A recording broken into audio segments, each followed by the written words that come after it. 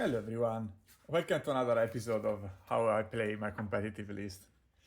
I'm super happy today to show you another one of our combination with British paratroopers and commandos. I call this one Task Force Bulldog. What is exciting about this list is then it's completely infantry and just a little bit of fast movable light vehicles to deliver our punch. One of the things that is difficult to do usually when you play so many veterans is to have order dice, because unit and infantry are so expensive and specialized that you usually sort of fall behind. But I managed to keep this list at 18 order dice, a list of 1250 points. Actually, 1251 as usually. I got that extra points and then it's always there. But worst case scenario, we can we can take off one rifle to a sergeant and just make it what it is. Anyway, this infantry army has a great deal of offensive capability, but also can sit on objective and hold on a lot.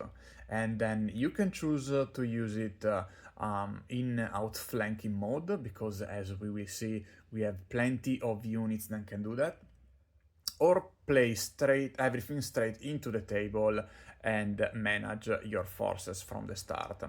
We're gonna have three platoon in total. One, which is this one, the biggest, the main one, which is our infantry platoon. Then we're gonna have a recce platoon, which is always good to have for that fast delivery exploration sort of thing.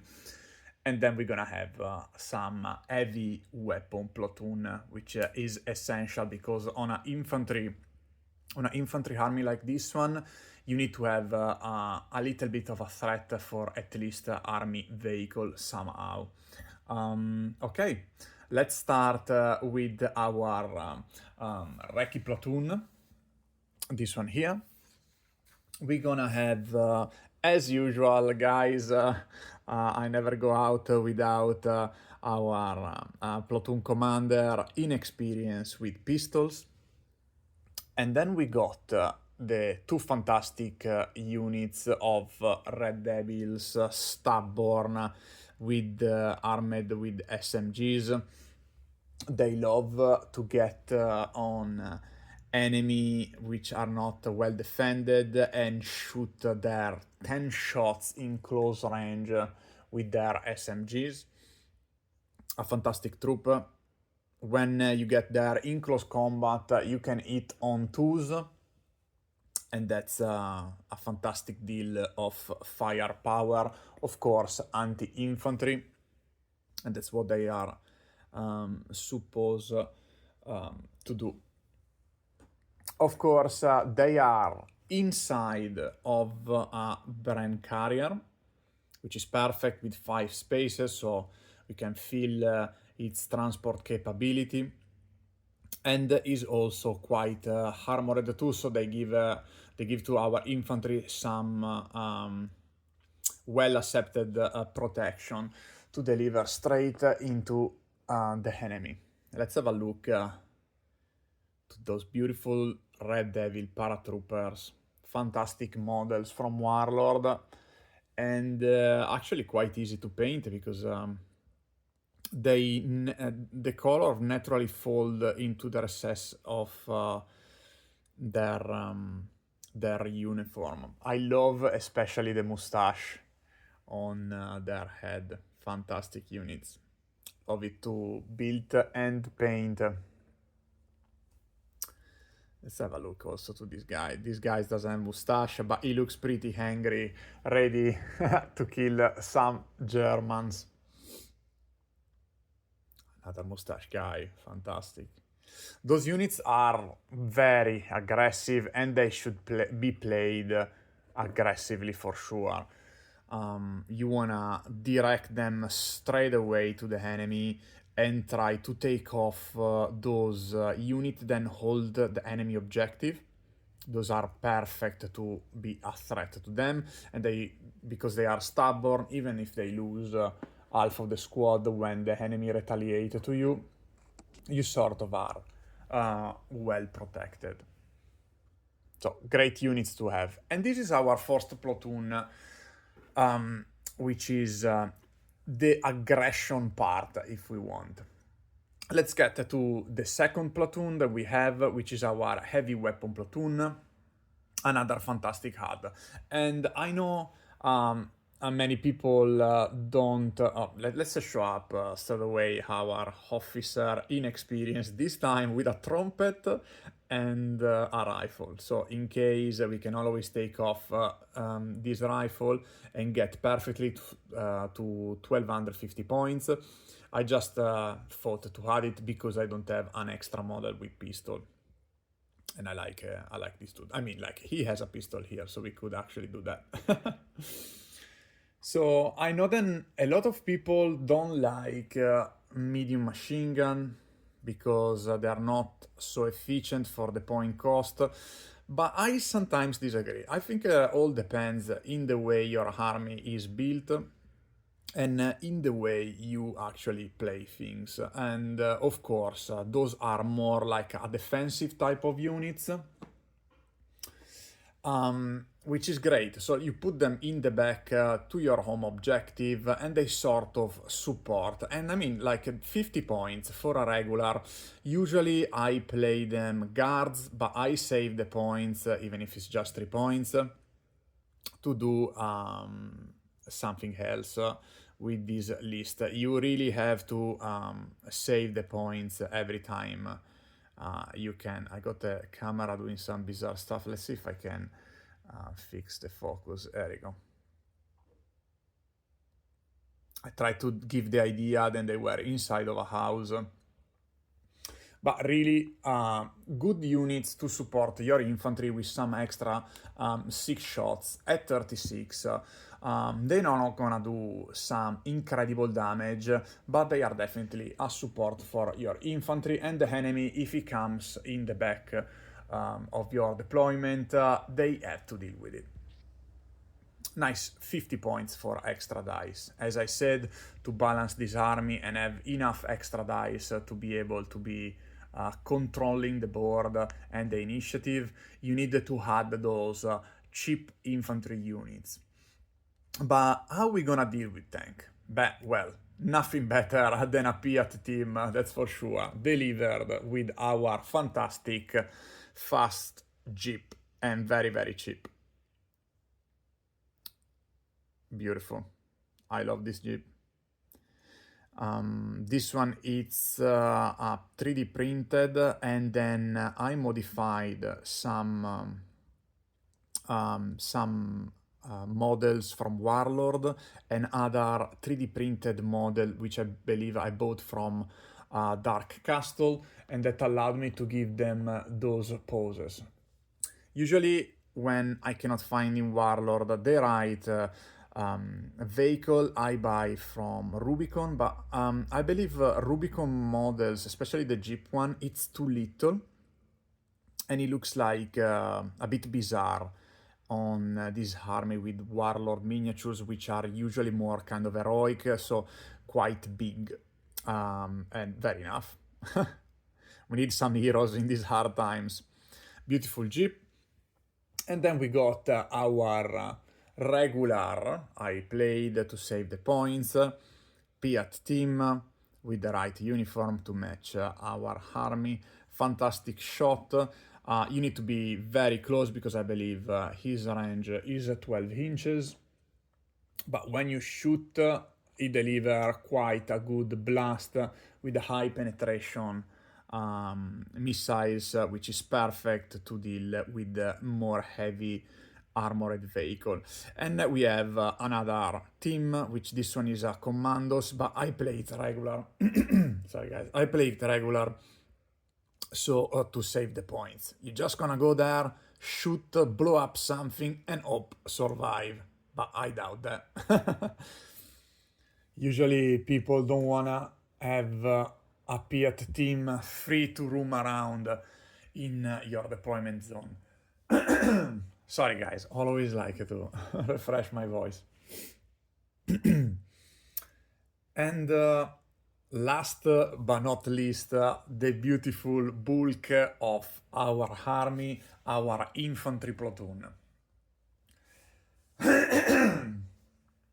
Our infantry platoon, which is played as is max with our 4 units of infantry. But let's get straight into it and see what actually can do and what these units are capable of. All veteran, of course, but not our fantastic platoon commander inexperienced with pistol.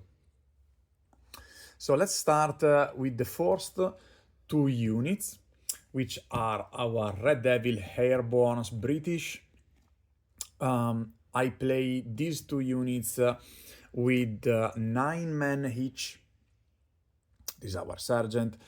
9 men each, all armed with rifle, but we have one light machine gun team inside, so we get those extra 4 shots at 36, which I believe are quite important, especially for these kind of units, which can move forward to take objective, but also want to hold on the important one that you can take at the start of the battle or during your deployment. So you want that far away capability of shooting the enemy while you also can move forward. I also had, which is I think the Japanese can actually deploy this type of units. We have also a light mortar that's gonna give that extra killing infantry capability. And light mortar is very good because it can move and shoot, so perfectly fit on infantry units like the paratroopers, the British paratroopers. So let's say then I play this one as Pathfinder, that it's gonna allow us to let our reserve come in to the field with less problem, which you can exploit that ability, not essentially though, in the sense that maybe you decide to come in with everybody immediately, or you can decide to outflank with actually plenty of unit in this army, because you got the chance to outflank with 1, 2, 3, 4, 5, 6 units. So great aggressive type of list if you want, because you can also, as we said, sit back and sort of like control the board with a more steady holding objective force. Thank for the veterancy and the resilience that these veterans have, even if they receive so much of enemy firepower, or they lost half of their unit because they are stubborn, they can always hold their ground. But let's see the elite of the elite. And one of the things I like to play, it's those like massive, big veteran units. And what about 12 of them of Commandos subsection, all armed. Let's see if I can focus. Beautiful. All armed with rifle. They are all tough fighters, so in the eventuality they can engage with the enemy in combat. You don't have to buy, usually you get tough fighter unlock with SMGs, but not in this case. They are ready to fight, and I mean, they definitely will. So you have 12 of them, so technically you have the chance to survive the fire of the enemy. because like in this edition, of course, you're gonna receive the fire if you charge a unit and you are not in 6 of them. But because they are 12, they are veteran, they should be able to take the hit, and then you have your combat, and you can reroll all your dice, all your failed dice, because of the tough fighter. They are also armed with anti-tank grenades, and this one is the emergency unit when your Piat fail. Let's say then you have 2 Piat team, but let's say like that you're gonna miss or they get stopped, and then you have like this you can't really deal anymore with the armored of the enemy. Then you have these units that can engage in a bloody close combat with a tank, a tiger tank, and blow it up with 12 attacks thanks to the grenade ability. Of course, this unit it's quite costly. I believe it's over 200 points, but very versatile, and you can also use it as a home objective holder, because 12 veteran infantry with rifle, they can shoot at 24, and they're very hard to shift. And let's talk about our last units, which is gonna be the best of the best. This is our SAS Fanatics veteran with SMGs. They can come from behind, you don't even realize they are there, and they're gonna start to shoot and kill your friends. That's what they're gonna do. Fantastic units, absolutely ferocious. They technically are not embarked in any vehicles, so you at least want to use this unit in an outflanking maneuver, which is absolutely great. With this type of list, really, the enemy, it's gonna struggle to know what's gonna happen to them. Because, like, if you have, like, so many units that can come from reserve, they can outflank, they do not have any malus on the dice to run into the table, even from reserve. It's quite hard for the enemy to decide how to deploy their units. So, like, you kind of, like, wanna make your enemy very confused, and then you wanna exploit this confusion with these strong units. Of course, this is not an easy list, because if you start to lose plenty of infantry, you might start to fall behind, and if you do not outflank, you decide to deploy at the start of the battle all your army, but then you find yourself that you have to run to objective, you might be slow, because everybody is by foot. So, for example, if your recce units try to hit the enemy far away, but they fail, then you have to move all your squad by foot, and that might take too many turns. But in expert hands, these veteran lists are full of really like warmongers, bulldogs ready to hit the enemy. I really like the vibe that this list gives, and if you are into British paratroopers and commandos, this is absolutely a must play. I never play this list on a tournament. I will love to do so, but we play first the list that I post couple of weeks ago, which is gonna be another combination, but it uses also the armored platoon, so more kind of heavy mechanized. But this one, mono infantry, if you like infantry, this is gonna be the list for you. Guys, thank you so much for listening to me today. I hope you like the miniatures and the tactics available to this list. Let me know in the comment if you have any suggestion how to play this list, or if you will change anything in particular, like the MMGs, rather than something else. But thank you guys. See you next. Just a bonus, guys, at the end of the video, just to speak a second how I will play this list in the tactics of the battlefield. As usual, I will definitely play our, you take two of our command, chief in command, and put them together with the Piat team inside of the Jeep, so you can always snap to action, move the vehicle, drop your Piat team and shoot without risking to arrive in front of the enemy and then have to wait to pick the right dice. So always this combo, it's very important. And then you run away with the Jeep, possibly saving the life of your officer to don't give any bonus dice to your enemy. Then you're gonna have, of course, in the front, our brand carriers, so always pushing through your battlefield to go straight to the enemy.